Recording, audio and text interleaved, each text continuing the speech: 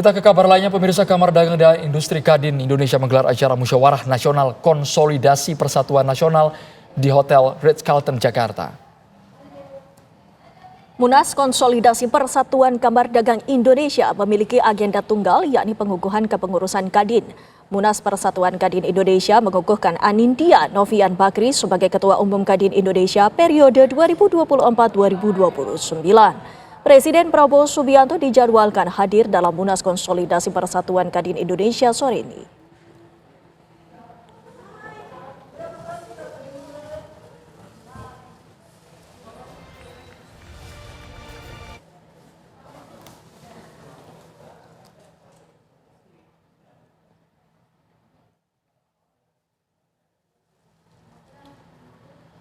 Ketua Umum Kadin Indonesia periode 2024-2029 Anindya Novian Bakri bicara soal tantangan ekonomi global hingga penciptaan lapangan pekerjaan di Indonesia. Kadin Indonesia sebagai mitra strategis pemerintahan dan juga payung dunia usaha tanah air bertekad menjalankan fungsinya dengan baik sekaligus mewujudkan kolaborasi dan inklusi bagi setiap pihak untuk mendukung program pemerintah.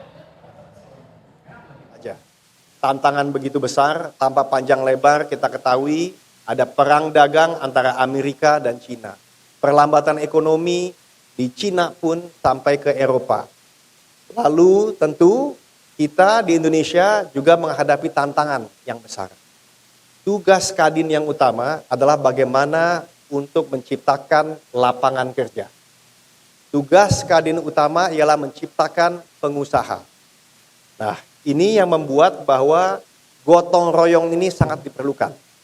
Bukan saja tujuan kita untuk menjalankan amanah Undang-Undang Nomor 1 Tahun 87, di mana dua hal yang penting, kita mitra strategis pemerintah, dan yang kedua, kita Kadin adalah payung seluruh dunia usaha.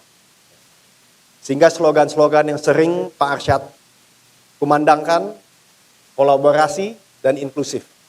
Ini contoh kolaborasi, kita juga inklusif. Apapun nanti pengurusannya, yuk sama-sama kita maju. Tidak perlu khawatir, Kadin ini perahu besar. Dan kita sama-sama memastikan bahwa Kadin benar-benar menjalankan fungsinya. Terakhir, saya ingin menyampaikan bahwa program-program Pak Presiden Prabowo itu banyak sekali peluang buat teman-teman berpartisipasi. Mulai dengan ketahanan pangan, makanan bergizi. Bisa bayangkan upaya beliau untuk membuat kalau tidak salah 11.000 dapur. Ini sebagai rantai pasok pangan ini luar biasa. Dan tidak mungkin terjadi kecuali daerah bisa berpartisipasi. Ya. Dan ini satu contoh yang kita mesti kembangkan. Belum lagi kita bicara rumah murah. 2 juta setahun untuk di desa, 1 juta di perkotaan. Ini semua juga satu rumah saya dengar 36 meter persegi ada 4.500 batu bata. Belum lagi ada 150 vendor yang bisa ikutan di dalam program-program seperti ini. Belum lagi juga program kesehatan beliau. Ini semua benar-benar bisa menjadi kesempatan untuk memastikan bahwa lapangan pekerjaan juga maju, pengusaha juga maju, dan juga tentunya bisa menghilangkan kemiskinan. Informasi terkini dari Munas Persatuan Kadin Indonesia, Anindya dikukuhkan sebagai Ketum Kadin Indonesia akan disampaikan oleh reporter TV One. Sudah ada Fatimah Albar. Fatimah, apakah Presiden Prabowo Subianto sudah tiba di lokasi Munas Persatuan Kadin Indonesia? Silakan Fatimah. Ya, Windy dan juga pemirsa, kita masih sama-sama menunggu ketibaan dari Presiden Prabowo Subianto yang akan tiba di tempat Munas Kadin. Tepat saya melaporkan saat ini di Hotel Ritz-Carlton, Jakarta Selatan. Dan memang kabarnya sekitar 5 menit lagi Presiden Prabowo Subianto akan bergerak dari Istana Jakarta menuju lokasi Munas Kadin untuk memberikan kata sambutannya.